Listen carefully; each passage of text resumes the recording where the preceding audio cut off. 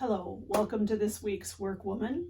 This week I'd like to talk about my experience with burnout and what I have come to call the burnout paradigm. So just my observations working with teams over the years and what the impacts of burnout are on individuals and teams as a whole. So without further ado, my burnout paradigm, just very simply charted here, just helps me communicate with a visual of what I've observed, what I've found to be true in many, many cases over the years. So things like engagement, morale, quality, our ability to retain information and transition from one thing to the next, resource availability and prioritization are all things that at lower hours, 30, 40, 50, 60 hours are what I have represented here. In this range, lower range of hours, I see these items at a reasonably high level, which is a positive thing.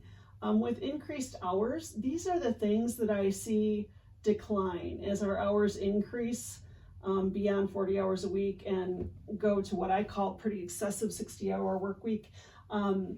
They really decline significantly. Again, engagement, people's willingness and ability to engage in the work that we're doing for the organization, morale, how are they feeling about the work that they do, what are they saying to their coworkers and their friends and their family and their network of people in the community, quality of work.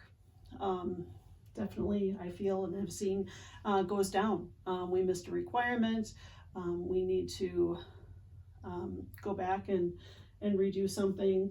Retention of information, again, with shifting gears constantly. We're working more hours, and it typically means we're working on many, many things.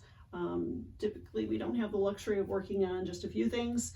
If we're working a lot of hours, we're typically being asked to do many, many more things and juggling a lot. So prioritization, I think as we are working excessive hours, I see prioritization kind of take a back seat.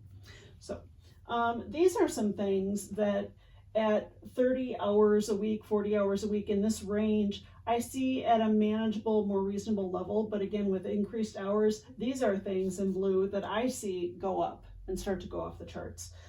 Things like turnover, people leaving the organization, people with critical knowledge leaving the team. Technical debt, those things, oh, we don't have time to do it now, we're going to do it later. And then you end up with a mountain of technical debt, things you got to get done. Rework ties into quality.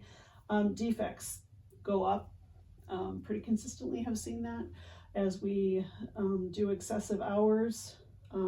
Budget and timelines, consistently, I see those go up. You'd think with more time, more hours that teams are working or individuals are working, that they'd be able to get more done in fewer weeks, but I found the opposite to be true. As we throw more at people and are asking them to work hours, as these things go down, things like budget and timelines go up and get extended.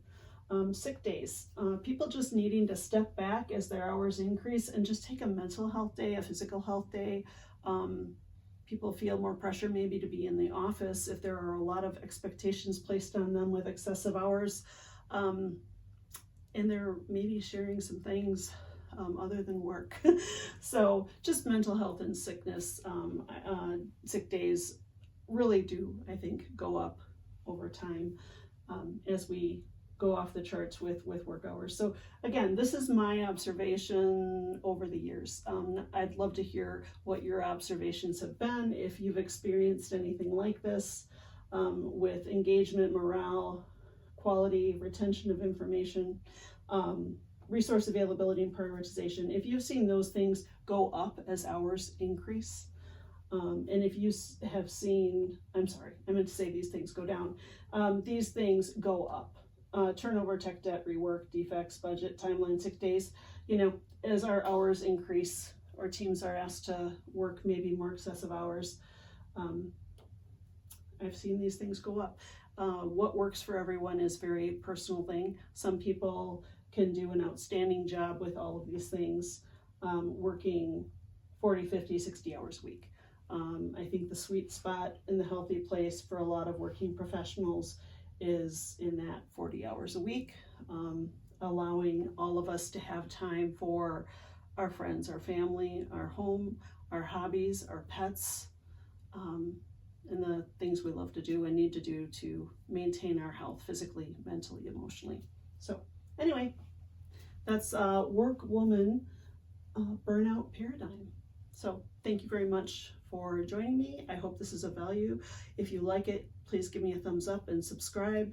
I'd love to hear from you. So if you provide any comments, I will respond. Thank you.